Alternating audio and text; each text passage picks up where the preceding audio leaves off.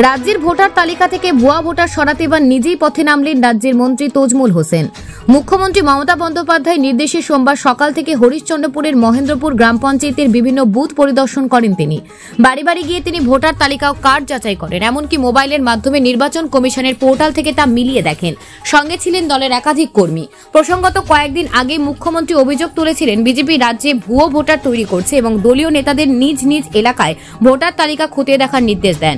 সেই নির্দেশ মেনে মন্ত্রী তজমুল এই বিশেষ অভিযানে নেমেছেন। মন্ত্রী বলেন, ভুয়া ভোটার রুখতে এই কর্মসূচি আগামী 10 দিন চলবে। এলাকায় যেন অবৈধ ভোটার প্রবেশ করতে না পারে তা নিশ্চিত করতে পদক্ষেপ। Bureau report, news prime Times. আমরা বুথে বুথে বেরিয়েছি আমাদের মুখ্যমন্ত্রীর নির্দেশে, যে যেরকম ভুয়ো ভোটার যেন না হয় তার জন্য তিনি আমাদেরকে নির্দেশ দিয়েছেন।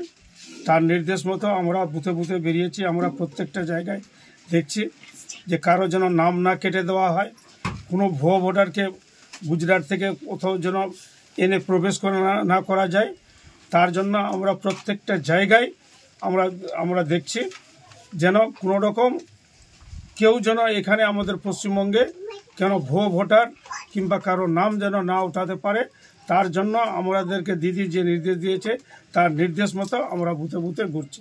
এই পর্যন্ত কি কোনো কোথাও দেখতে পেলেন? না, এখন পর্যন্ত আমাদের এই এলাকায় এই ধরনের ঘটনা ঘটাতে পারেনি। আমরা অনেক চেষ্টা আছি, আমরা 1 ইঞ্চি জায়গা ছাড়ব না। কি মনে হচ্ছে কি আসতে পারে ভুয়া ভোট কি হতে পারে না? ভুয়ো ভোট হতে পারে, এগুলো হতেও পারে। দিদি যেখানে বলেছে অনেক প্রমাণ পেয়েছে, এই জন্য তো আমরা দেখছি যে অনেক জায়গায় হতেও পারে, 100-এর মধ্যে কি 1000-এর মধ্যে 1-2টা হতেও পারে, কিন্তু আমরা সেটাও কিন্তু আমরা রাখবো না।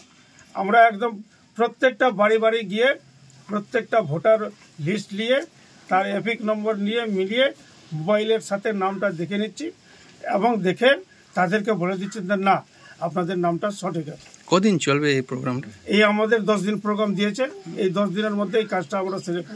এখন কোথায় কোথায় ঘুরলেন? এখন আমাদের প্রত্যেকটা বুথে বুথে ঘুরছি।